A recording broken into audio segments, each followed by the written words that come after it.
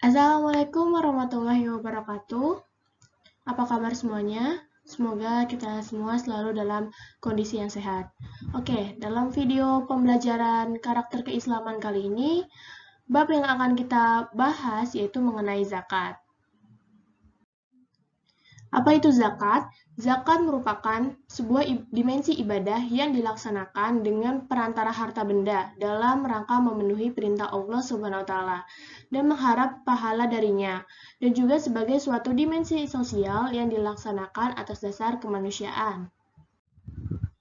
Zakat secara etimologi memiliki beberapa arti, antara lain ialah sebagai pengembangan, penyucian, al-zakat atau zakat, seperti yang terdapat dalam Quran Surat Al-Baqarah ayat 110, al-sodaqoh atau sedekah yang ditemukan di Quran Surat At-Taubah ayat 103, al-nafaqoh yang berarti infak yang ditemukan di Quran Surat At-Taubah ayat 34, dan al-haq atau hak yang ditemukan di Quran Surat Al-An'am ayat 141. Nah, kalau dalam arti terminologi fikihnya, secara umum, zakat didefinisikan sebagai bagian tertentu dari harta kekayaan yang diwajibkan oleh Allah untuk sejumlah orang yang berhak menerimanya.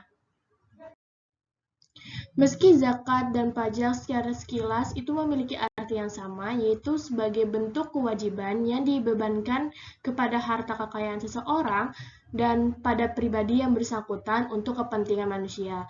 Namun ternyata zakat dan pajak memiliki perbedaan, yaitu pertama, kita lihat dari sisi penetapannya ya. Kalau zakat itu ditetapkan berdasarkan dalil-dalil Al-Quran, sedangkan kalau pajak itu ditetapkan berdasarkan undang-undang.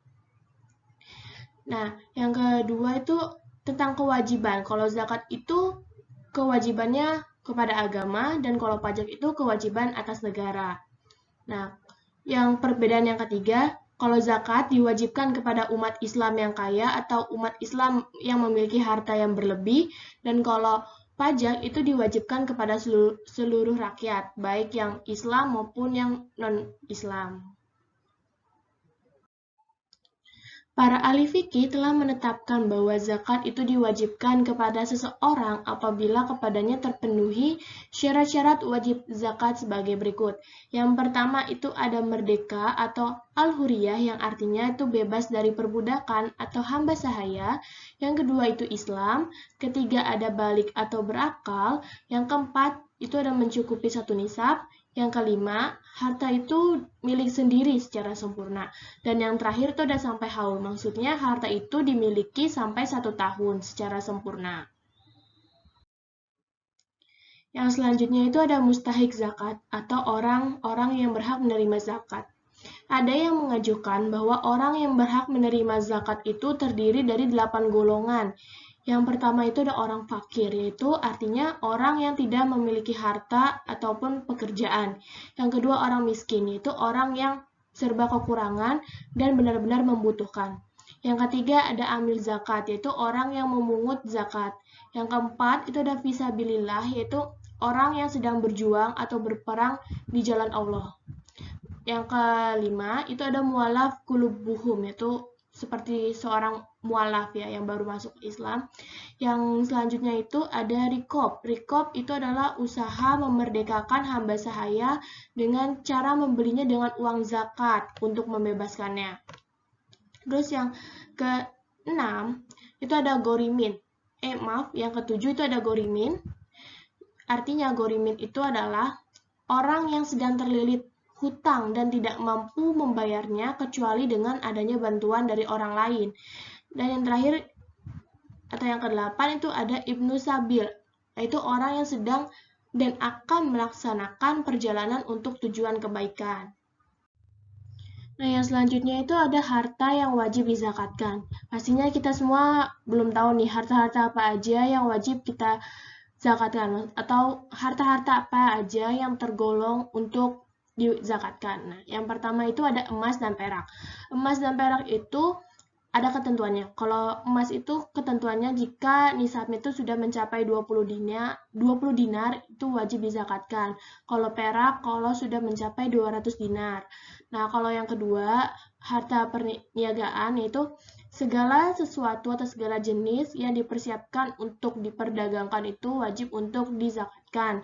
Yang ketiga, untuk unta, jika pengembala itu mempunyai sekitar 5 ekor unta, ya, dia harus menzakatkan sebanyak 1 ekor kambing, dengan ketentuan umur 1 tahun. Nah, jadi kalau misalnya dia punya sekitar 25 sampai 30-an ekor unta, yang wajib dia zakatkan itu sebanyak 1 ekor unta.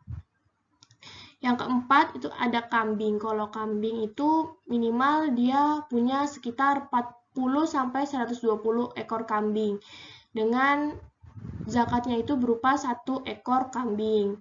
Kalau selanjutnya yang kelima ada sapi dan kerbau jika pengembalanya itu punya minimal 30-an ekor sapi. Kalau misalnya di bawah 30, berarti dia belum wajib untuk menunaikan zakat.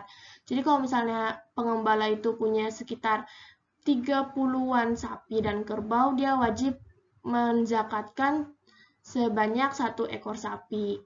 Nah, kalau untuk yang terakhir ya, yang untuk makanan dari buah-buahan dan tumbuh-tumbuhan, jika udah mencapai ketentuan nisabnya yaitu sebanyak 930 liter dengan ketentuan zakatnya itu 10% dari nisabnya.